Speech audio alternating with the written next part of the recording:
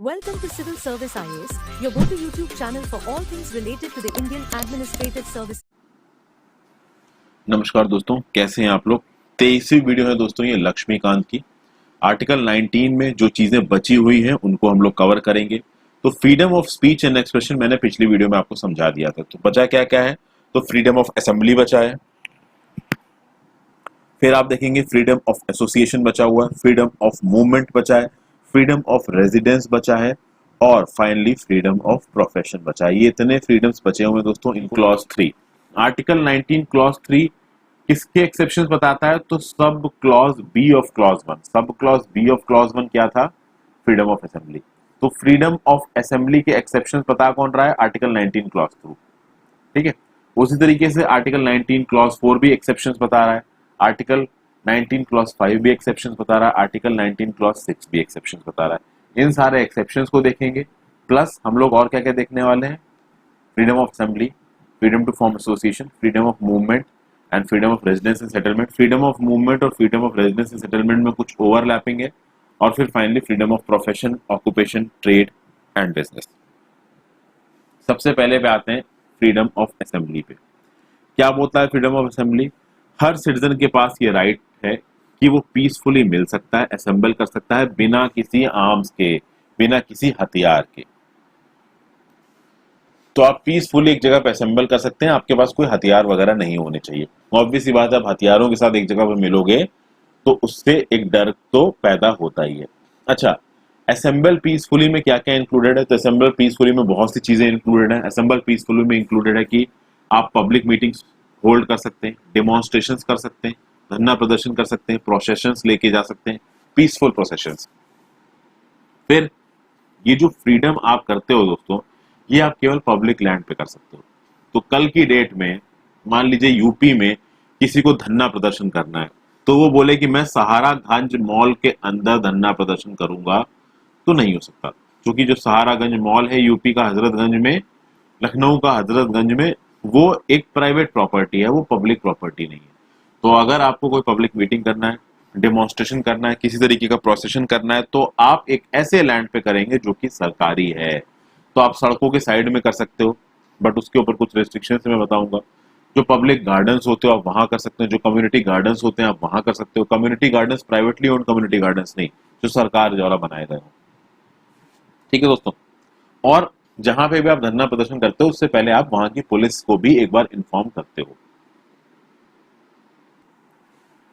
लेकिन जब भी आप कुछ भी इस तरीके की असेंबली करेंगे, तो असेंबली होनी चाहिए पीसफुल और असेंबली होनी चाहिए अनआर्म्ड। ये दो कंडीशंस है। तो यहाँ पे कहने का क्या मतलब आया कि किसी भी तरीके का वायलेंस नहीं होना चाहिए, रायोटियस असेंबली नहीं होनी चाहिए कि पता चला भड़काऊ भाषण दे दिया धर्म के नाम पे और बवाल समझने लगा। डिसऑर्डर नहीं होना चाहिए, पब्लिक पीस को तोड़ने वाली बात नहीं होनी चाहिए, गोली बंदूकें बम ये सब का प्रावधान नहीं, बंदूक लेके आप नहीं आ सकते। और एक खास बात है दोस्तों, होता है ना कि स्ट्राइक करना, हड़ताल पे चले जाना, हड़ताल करने का right is not a part of freedom of assembly.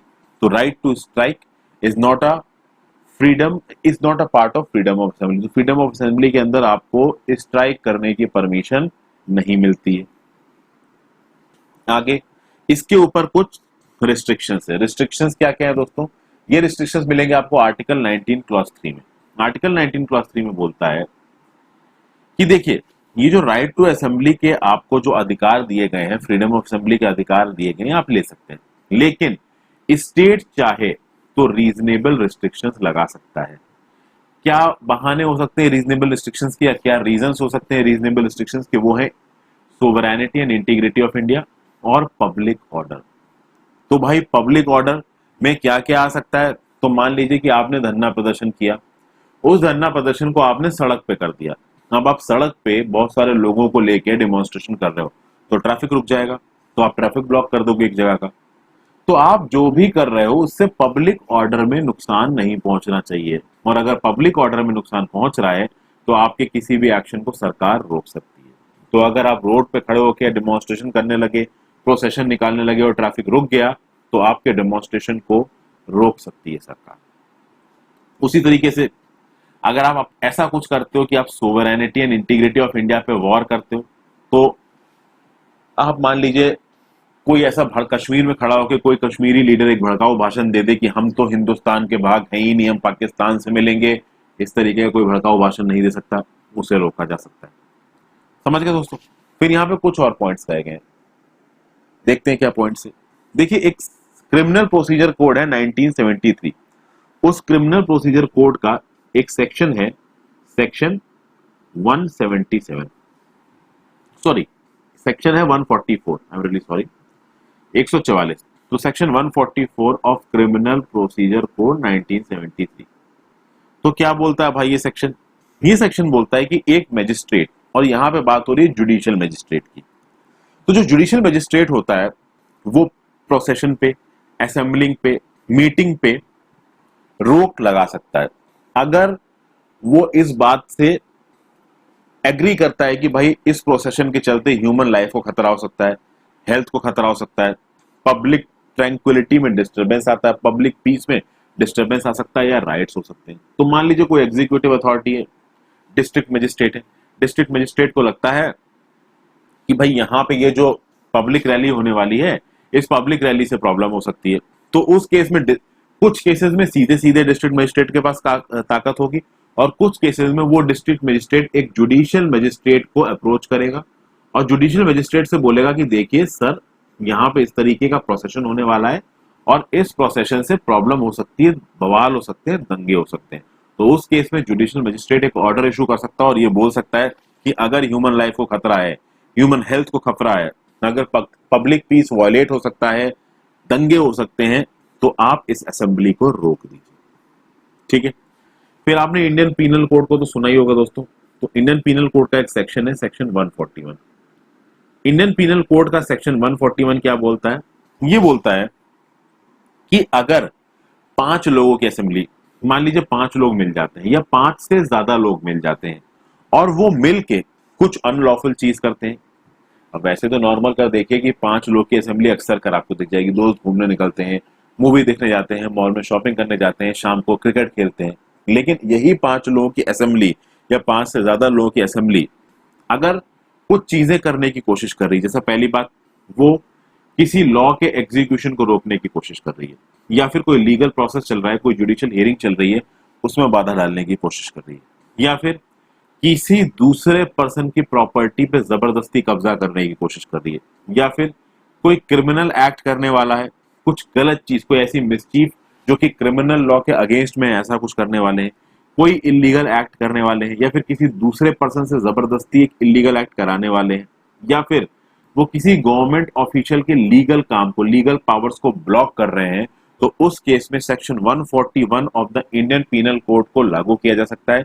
और ये सेक्शन 141 क्या बोलता है? ऐसा कोई भी काम अगर 5 या 5 से ज्यादा लोग मिलकर करते हैं तो उनको सीधे की सीधे रिस्ट्रेन किया जा सकता है, इनफैक्ट उनको अरेस्ट भी किया जा सकता है, ये बोला गया है यहाँ पे। तो मान लीजिए इंदौर डिवीजन के जीएसटी ऑफिसर में 5 लोग घुस गए और वो 5 लोग वहां पे घुस के वहां के सुपरिटेंडेंट को धमका रहे हैं कि भाई हमारी जीएसटी इनवॉइसेस क्लियर करो, नहीं तो हम तुम्हारे घर में से ये कर देंगे, तुम्हारे फैमिली मेंबर्स को परेशान करेंगे, तुम्हारे बेटे को किडनैप करेंगे। इस तरीके की चीजें अगर वो धमकाते हैं या जबरदस्ती डालते हैं तो वहां पे section 149 of the Indian penal code को इन्वोक किया जा सकता है। अब एक बात ध्यान दीजिएगा, अगर 5 से कम लोग भी ये काम कर रहे हैं तो भी उनको रोका जा सकता है, लेकिन 5 या 5 से ज्यादा लोग में सेक्शन 141 आएगा। और section 141 is actually very powerful दोस्तों, इसमें सीधे सीधे अरेस्ट हो जाता है पर्सन, उसके ऊपर क्रिमिनल प्रोसीडिंग्स चालू हो जाती है। इसलिए सेक्शन 141 से बहुत सारे लोग डरते हैं। आगे बात करते हैं, फ्रीडम ऑफ असेंबली को हमने समझा, चलते हैं फ्रीडम ऑफ एसोसिएशन पे। फ्रीडम ऑफ एसोसिएशन क्या बोलता है? All citizens have the right to form associations और यूनियंस और कोऑपरेटिव सोसाइटीज।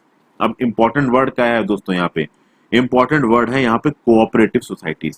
कोऑपरेटिव सोसाइटी को हमारे संविधान में कब जोड़ा गया? कोऑपरेटिव सोसाइटी को हमारे संविधान में जोड़ा गया by the 97th constitutional amendment act of 2011। ठीक है। तो भाई हमारा संविधान ये सुविधा देता है कि भाई लोग एसोसिएशन बना सकते हैं, यूनियन बना सकते हैं, कोऑपरेटिव सोसाइटीज बना सकते हैं। तो किसी एक पर्टिकुलर पर्सन के पास पॉलिटिकल पार्टी को बनाने की ताकत है तो मैं आप पॉलिटिकल पार्टीज बना सकते हैं, हम कंपनीज बना सकते हैं, पार्टनरशिप फर्म्स बना सकते हैं, societies, clubs, organisations, trade unions, हम ये बना सकते हैं बशर्ते इनसे रिलेटेड जो लॉ है उन लॉ के प्रोविजंस को हम फॉलो कर रहे हो। तो मान लीजिए कंपनीज एक्ट 1956 के अंदर आप अगर कोई कंपनी बनाना चाहते हैं तो भाई कंपनीज एक्ट 1956 में कुछ कंडीशंस लिखी हुई हैं, आपका केवाईसी वेरिफिकेशन होगा, तो वो सारी रिक्वायरमेंट को पूरा करना पड़ेगा आपको कंपनी बनाने के लिए। और फाइनली जब आप कंपनी बना लोगे तो आपको अप्रोप्रिएट सर्टिफिकेट इशू किया जाएगा।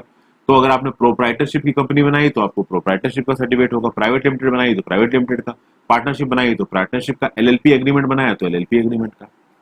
तो उस कंसर्न लॉ के हिसाब से आप कोई भी चीज बनाना चाहें, ऑर्गेनाइजेशन बनाना चाहें, एसोसिएशन बनाना चाहें तो आप बना सकते हैं। तो आपके पास ये अधिकार है कि आप एसोसिएशन बना सकते हैं, यूनियन बना सकते हैं। आपके पास ये अधिकार है कि आप एक एसोसिएशन या यूनियन से जुड़ सकते हैं। आपके पास ये अधिकार है कि आप पहले किसी एसोसिएशन या यूनियन से जुड़े हुए हैं, एक लीगल एसोसिएशन या यूनियन से, तो आप अपना जुड़ाव उसके साथ सीधे सीधे लागू कर सकते हैं। लेकिन अब ध्यान दीजिएगा, अगर आप किसी एक ऐसे एसोसिएशन से मिले हैं जो कि लीगल नहीं है तो भाई फिर उसको क्राइम माना जाएगा।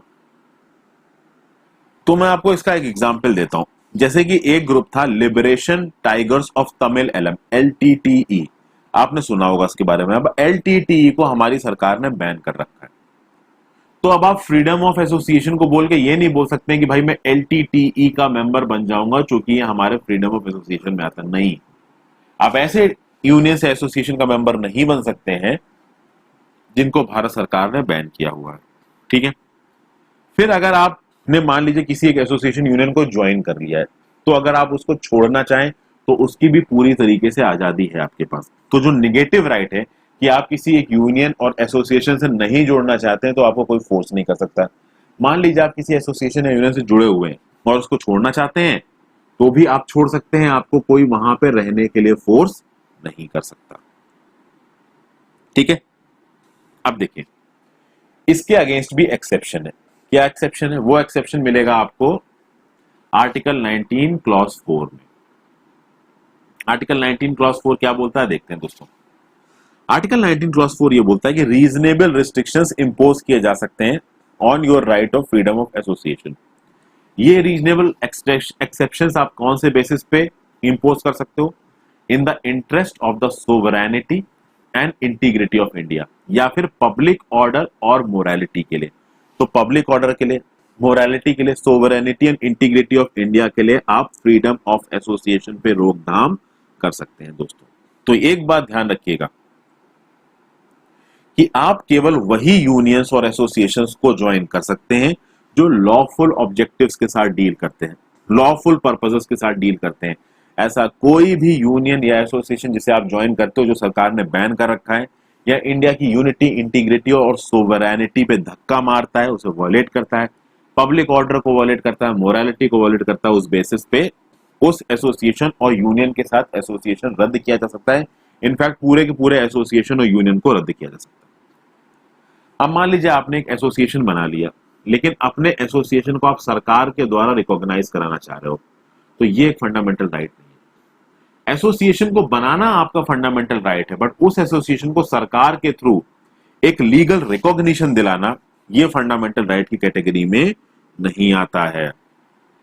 और याद करिए, एक बात समझिए, मान लीजिए आप कोई ट्रेड यूनियन बना लेते हैं, तो ट्रेड यूनियन बनाने के बाद भी आपको ये अधिकार नहीं मिलता है कि आप सीधे सीधे इस ट्रेड यूनियन के दम पे किसी तरीके की हड़ताल कर दें। हड़ताल करने का अधिकार आपको सीधे सीधे इस फ्रीडम ऑफ एसोसिएशन के थ्रू नहीं मिलता है। ठीक है। उसके बाद राइट टू स्ट्राइक। मान लीजिए आप स्ट्राइक करते हैं, तो उस स्ट्राइक के लिए क्या अगेंस्ट क्या किया जा सकता है? मान लीजिए आपने स्ट्राइक कर दिया। अब देखिए, पीसफुल स्ट्राइक और पीसफुल पिकेटिंग अलाउड है, बट आप बोल रहे हो कि मैं स्ट्राइक कर रहा हूं और मैं स्ट्राइक कर रहा हूं अंडर फ्रीडम ऑफ एसोसिएशन। उस केस में भी किसी एक प्रॉपर इंडस्ट्रियल लॉ के थ्रू आपकी स्ट्राइक को रोका जा सकता है। तो आप भले ये बोल सकते हो कि भाई मैं अपने फ्रीडम ऑफ एसोसिएशन के चलते और फ्रीडम ऑफ असेंबली के चलते स्ट्राइक कर रहा हूं। पहली बात तो फ्रीडम ऑफ असेंबली में स्ट्राइक का प्रावधान है ही नहीं। फ्रीडम ऑफ एसोसिएशन में भाई ट्रेड एसोसिएशन बनती हैं और वो ट्रेड में जो भी स्टेक होल्डर्स इन्वॉल्व हैं उनके राइट्स का ध्यान रखती हैं। ठीक है। उन राइट्स को ध्यान रखने के लिए आप पीसफुल प्रोटेस्ट कर सकते हो, डेमोन्स्ट्रेशन कर सकते हो। ठीक है। तो अगर आप उसको स्ट्राइक बोल रहे हो तो सही है, बट अगर वो स्ट्राइक आप जबरदस्ती एसोसिएशन के, जैसे फॉर एग्जांपल एक कंपनी है, मान लीजिए कंपनी ए एक इंडस्ट्रियल कंपनी है, कुछ बनाती है, मान लीजिए आयरन रॉड्स बनाती है कंपनी। इस कंपनी ए में बहुत सारे इंप्लॉयज काम करते हैं। उन इंप्लॉयज ने अपना एक ट्रेड यूनियन बनाया और ये ट्रेड यूनियन अब कंपनी ए के मैनेजमेंट ऑफिसर्स को धमका रहा है कि हमको इतना बोनस दो, इतनी सैलरी दो, नहीं तो हम स्ट्राइक पे चले जाएंगे। तो इस तरीके की चीजों को आप फ्रीडम ऑफ एसोसिएशन के अंदर नहीं कर सकते। आप धमका नहीं सकते किसी कंपनी के मैनेजमेंट को कि हमको ये दो ही दो, ये आप नहीं कर सकते। अगर आप ऐसा करते हैं तो इंडस्ट्रियल लॉ के प्रावधानों के अंदर आपको ऐसा करने से रोका जा सकता है। As simple as that. आगे चलते हैं। अगला है दोस्तों फ्रीडम ऑफ मूवमेंट। क्या बोला गया फ्रीडम ऑफ मूवमेंट में? फिर भाई हम बात करते हैं फ्रीडम ऑफ मूवमेंट की। तो फ्रीडम ऑफ मूवमेंट क्या बोलता है कि भाई हमारे देश के जो सिटीजन है वो पूरे कंट्री में घूम सकते हैं, जा सकते हैं। वो किसी एक स्टेट से दूसरे स्टेट में फ्रीली जा सकते हैं। वो उस दूसरे स्टेट में जाके उस स्टेट के रेजिडेंट बन के रह सकते हैं। इस प्रावधान को क्यों रखा गया? इस प्रावधान को यह रखा गया कि लोग जरूरत मतलब अपने ही एरिया से ना जुड़े रहें, वो देश के दूसरे इलाकों में भी जाके रहें, ताकि एक नेशनल फीलिंग आए, एक नेशनलिस्टिक सेंटिमेंट आए, ना कि पैरोचियलिज्म आए। पैरोचियलिज्म का मतलब क्या होता है?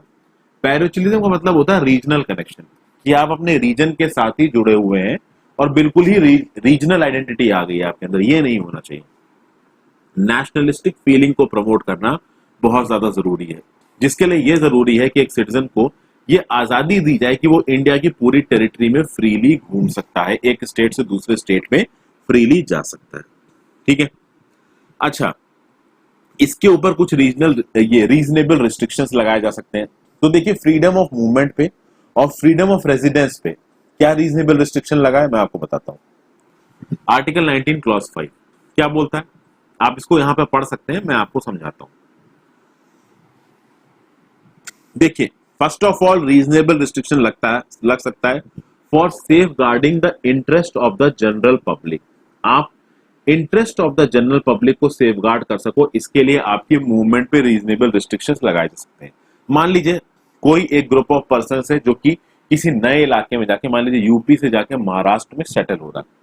अब महाराष्ट्र में वो जिस जगह पे जाके सेटल हो रहा है, अगर पीसफुली सेटल हो रहा है तो ठीक है, बट वो जहां पे जाके सेटल हुआ वहां पे उसने बवाल करना शुरू कर दिया, उनकी वजह से उस इलाके में का पूरा पीसफुल माहौल अगर खराब होने लगा, तो उस केस में उन पर्संस की फ्रीडम ऑफ मूवमेंट पे रिस्ट्रिक्शन लगाए जा सकते हैं। मतलब कि आपका जो रीलोकेशन है, एक जगह से दूसरी जगह जाने का जो प्रोसेस है, वो पीसफुल होना चाहिए, किसी और के लिए आप बवाल ना बन जाए, पहली बात।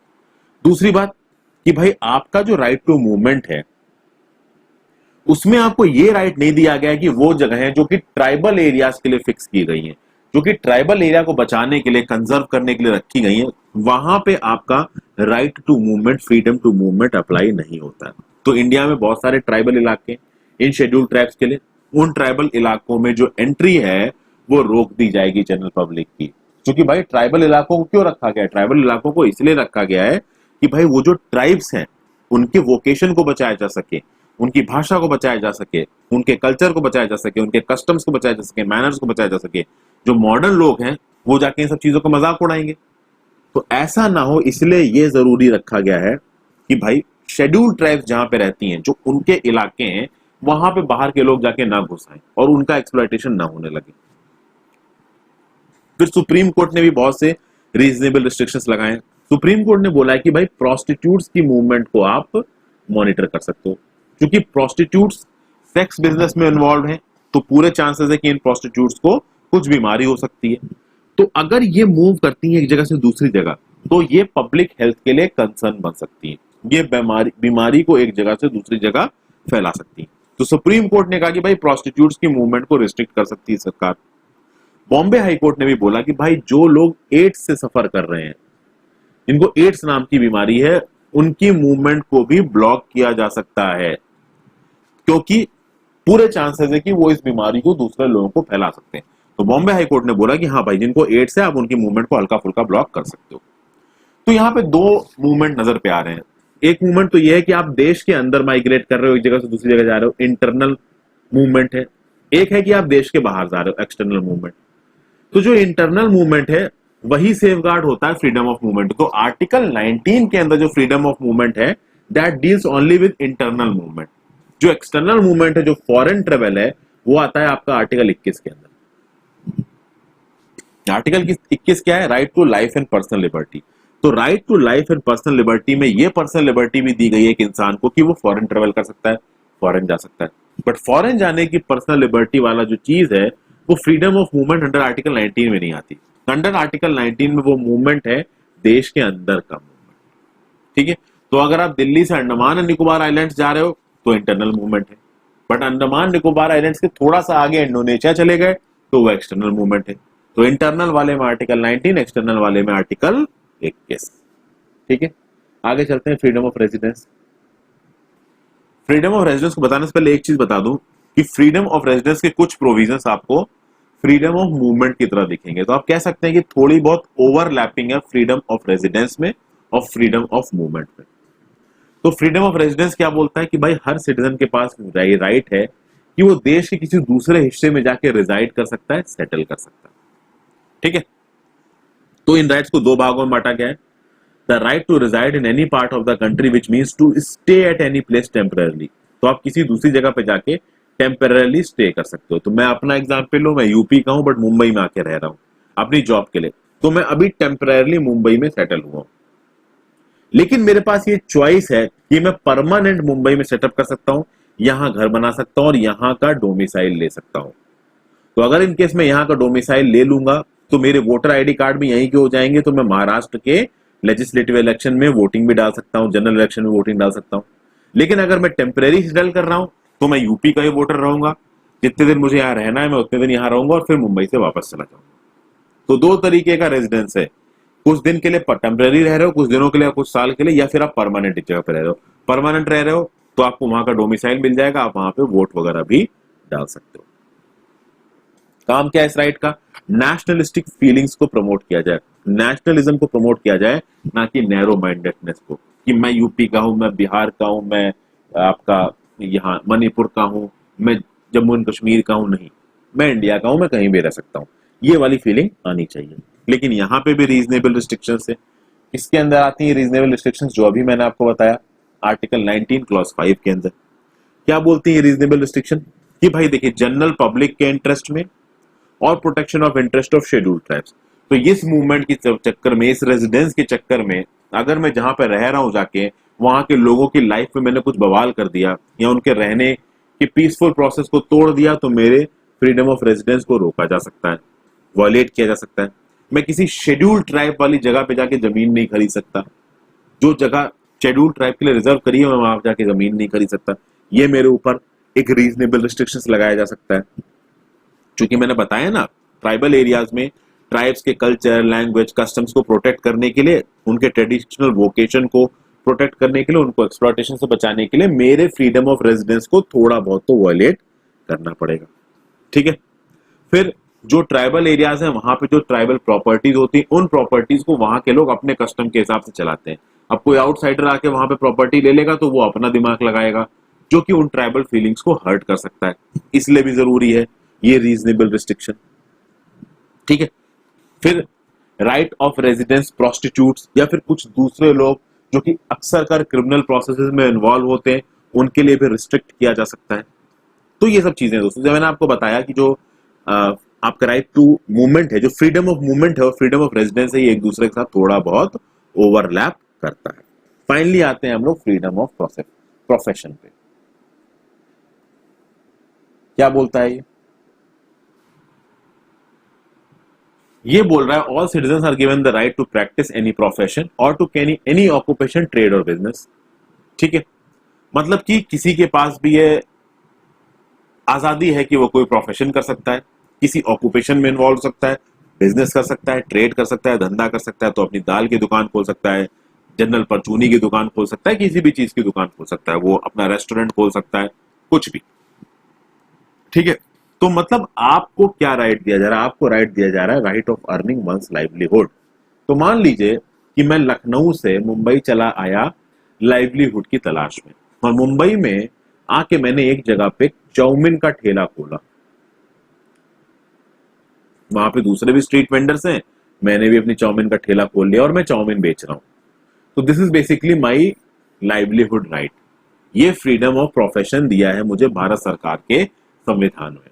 तो मुझे इस बात पे नहीं रोका सकता जा सकता कि मैं किसी दूसरी जगह पे आया हूं और यहाँ पे चाउमीन का ठेला खोल रहा हूं। समझ गए? अगर बाकी लोग अपना बिजनेस चला रहे हैं वहां पे, तो मैं भी अपना बिजनेस चला सकता हूं। लेकिन यहाँ पे देखिए 2 रिस्ट्रिक्शंस लगाई जा सकती हैं। क्या है वो रिस्ट्रिक्शंस? वो रिस्ट्रिक्शंस लिखी हैं आपकी आर्टिकल 19 सब क्लॉज 6 में, सॉरी आर्टिकल 19 क्लॉज 6 में। क्या बोलता है आर्टिकल 19 क्लॉज 6? 2 चीजें बोल रहा है। पहली चीज देखिए, द प्रोफेशनल और technical qualification necessary for practising any profession और carrying on any occupation, trade और बिजनेस। यानी कि स्टेट लॉ बना सकता है किस चीज से रिलेटेड, कि किसी पर्टिकुलर जॉब के लिए कुछ प्रोफेशनल रिक्वायरमेंट्स की जरूरत है, कुछ टेक्निकल रिक्वायरमेंट्स की जरूरत है, और अगर आपके पास वो टेक्निकल रिक्वायरमेंट्स नहीं है तो भाई आप उस जॉब को नहीं ले सकते, आप वो बिजनेस नहीं कर सकते। तो इसमें क्या बोला गया? इसमें ये बोला गया कि यूपीएससी में एक एग्जाम होता है इंडियन फॉरेस्ट सर्विसेज का। तो इंडियन फॉरेस्ट सर्विसेज के एग्जाम में कुछ स्पेसिफिक सब्जेक्ट को ही आप ऑप्शनल की तरह ले सकते हो। तो इंजीनियरिंग के कुछ सब्जेक्ट्स उनको आप ऑप्शनल की तरह ले सकते हो, एग्रीकल्चर को ले सकते हो। क्यों?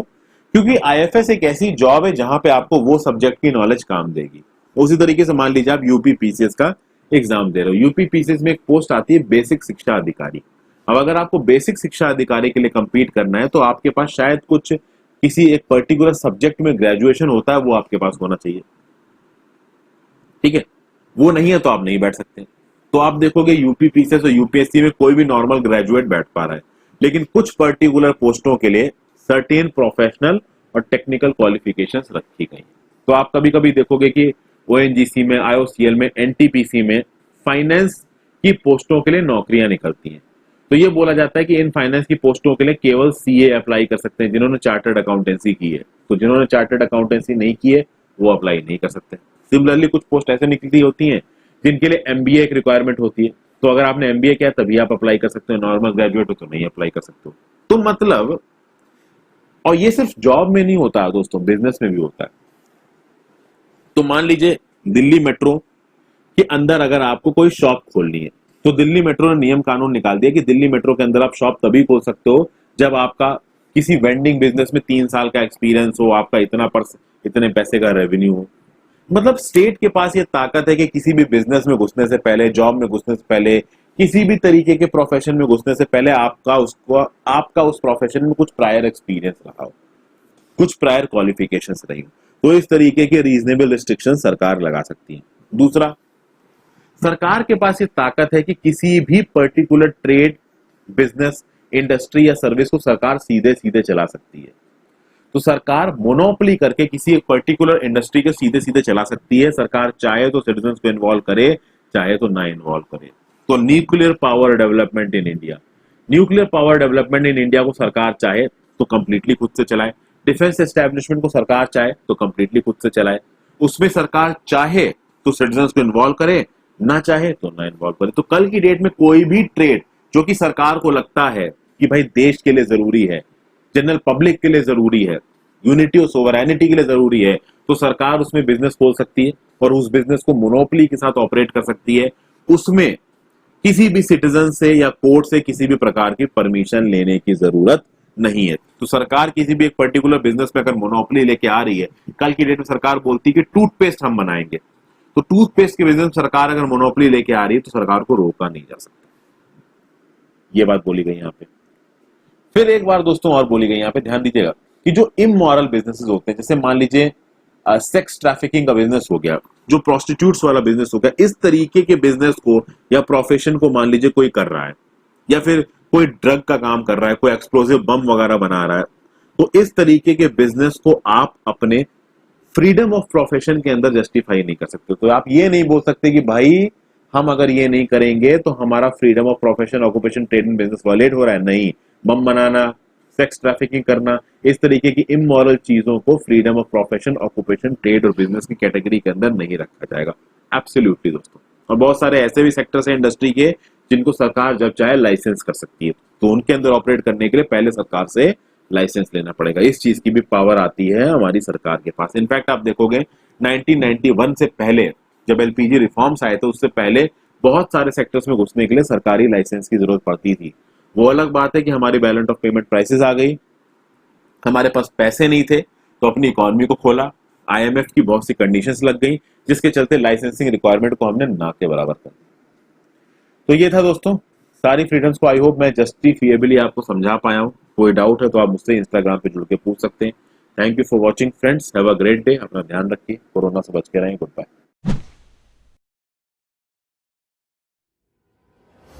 By subscribing to our channel, you'll gain access to a wealth of engaging videos that aim to educate and inspire.